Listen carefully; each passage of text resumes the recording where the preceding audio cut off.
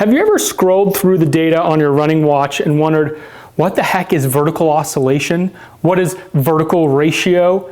There are many metrics inside of your Garmin watch that you might not even use, but could have immense power in helping you optimize your running form to get faster and avoid injury.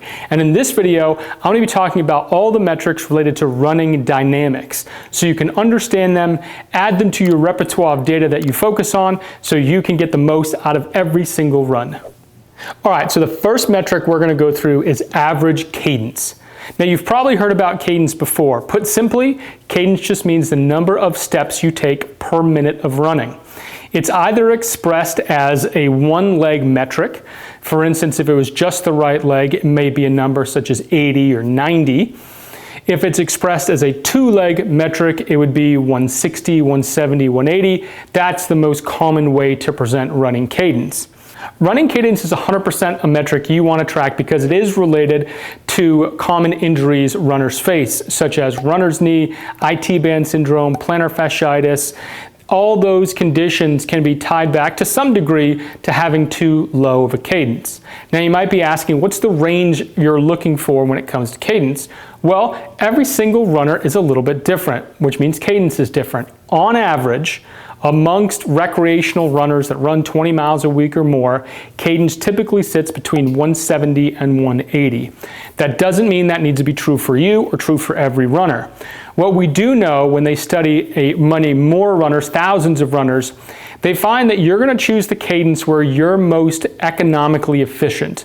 Meaning, based on your current level of fitness, you're going to pick a cadence that you can handle for a large number of miles.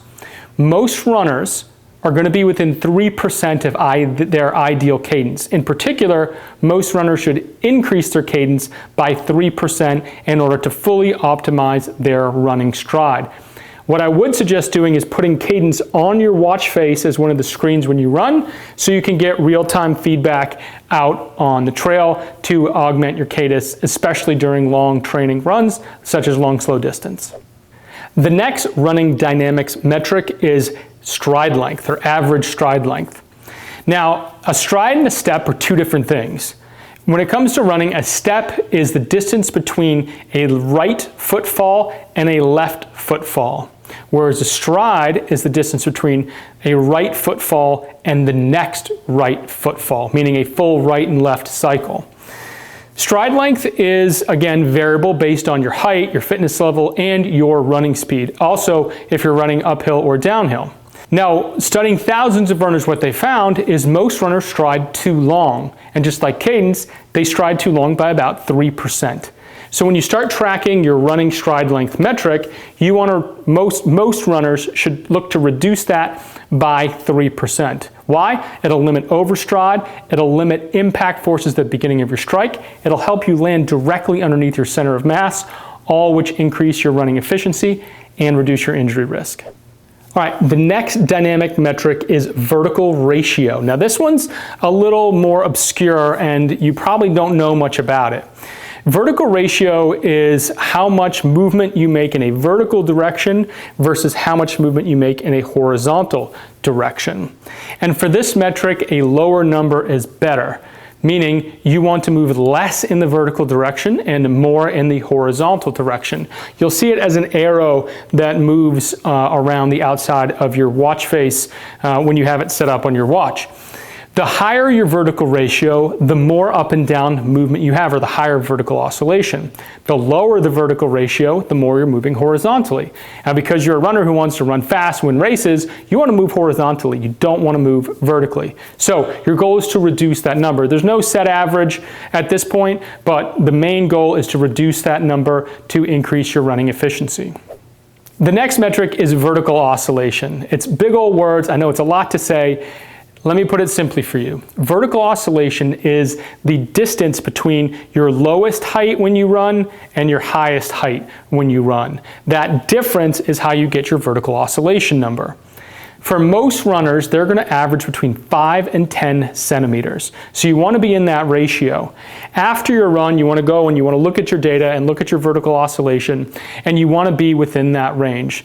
In fact, the lower you can get it, that's usually tied to higher running efficiency, because you're not, just like vertical ratio, you're not moving up and down as much in your run.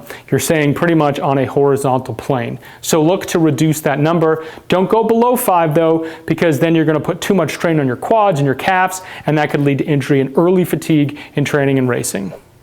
The next Garmin metric is average ground contact time, or GCT. Ground contact time simply means how long is your foot on the ground.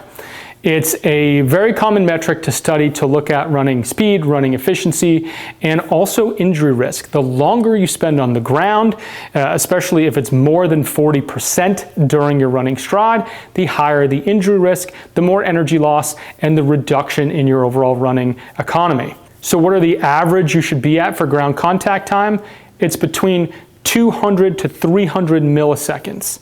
Most recreational runners should be under 300. If you're over, it means you're spending too much time on the ground. You need to work on your cadence would be the easiest way to fix that. Work on your leg turnover. And the closer you approach 200, the more you're getting to a very trained status, elite status of running. A lot of our elite runners are going to be right around 200, or in fact a little less. So you're looking for less of a ground contact time as your training increases. The final metric we're going to go through on your Garmin watch is average running power. Now, if you're a cyclist, you're probably very familiar with using power pedals and getting your wattage, or how much energy you're using per cycling event. In running, it's not that common as it is in cycling, but it's getting there.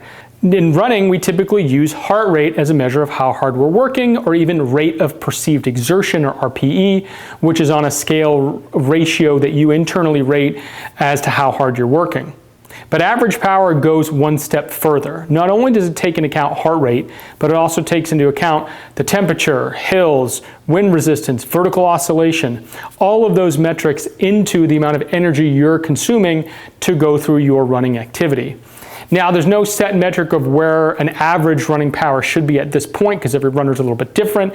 Every runner's taller, weighs differently, different training status. So it's individual to you. You just want to start tracking it over time.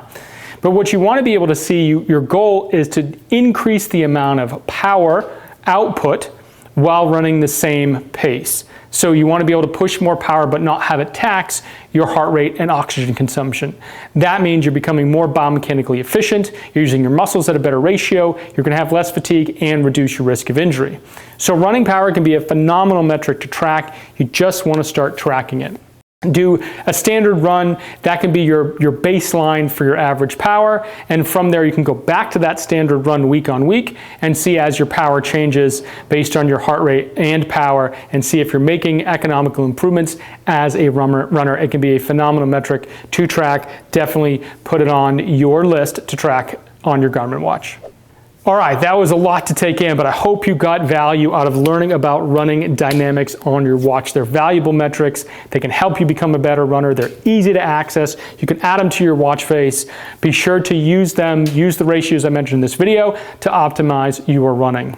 Hey guys, if you found value and this was helpful, please drop a comment below and let me know it helped you, or even how you use these running metrics for yourself. Also, like, subscribe, hit the notification bell, and until next time, train smarter and perform better.